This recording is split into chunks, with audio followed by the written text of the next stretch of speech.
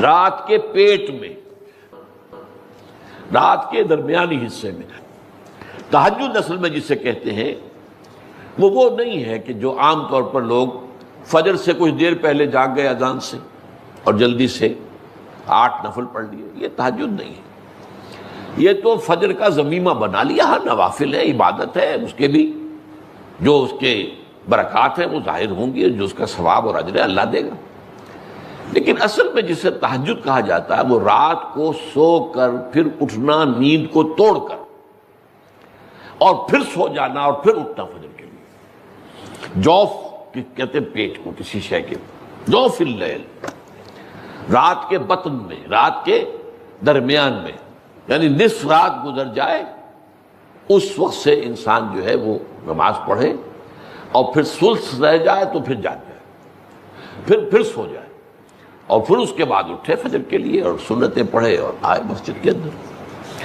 تو یہاں آپ نے فرمایا وَصَلَاةُ الرَّجُلِ فِي جَوْفِ اللَّيْلِ، اور اپنے اس قول کے لیے حضور نے آیتیں تلاوت فرمائی، وہی دو آیتیں۔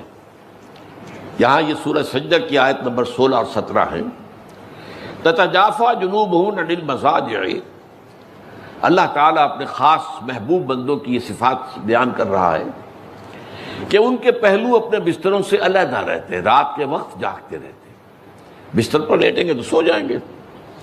تتجافا جنوبهم عن المضاجع يدعون ربهم خوفا وطمعا، وہ اس وقت اپنے رب کو پکارتے ہیں، دعائیں کرتے ہیں، خوف کے ساتھ بھی، اس کے مواخذے کا خوف، اس کے عذاب کا خوف، اس کے باز پرس کا خوف، اس کی ناراضی کا خوف، جہنم کا خوف، وطمعا، اور طمع کس کی؟ اللہ راضی ہو جائے، اللہ کے اجر و ثواب کی بھی طمع ہو، لیکن سب سے بڑی طمع کیا ہے؟ اللہ مجھ سے راضی ہو جائے۔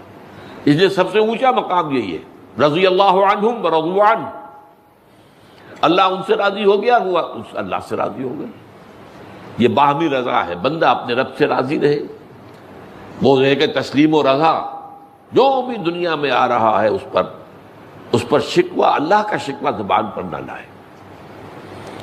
جو بھی آ رہا ہے یہ میرے رب کی طرف سے ہے، وہ میرا مولا ہے، آقا ہے، دوست ہے، میرا خیر خواہ ہے، اسے معلوم ہے کہ اس شر کے پیچھے کون سا خیر آ رہا ہے، مجھے کیا پتا، مجھے تو شر نظر آ رہا ہے، خیر تو نظر نہیں آ رہا۔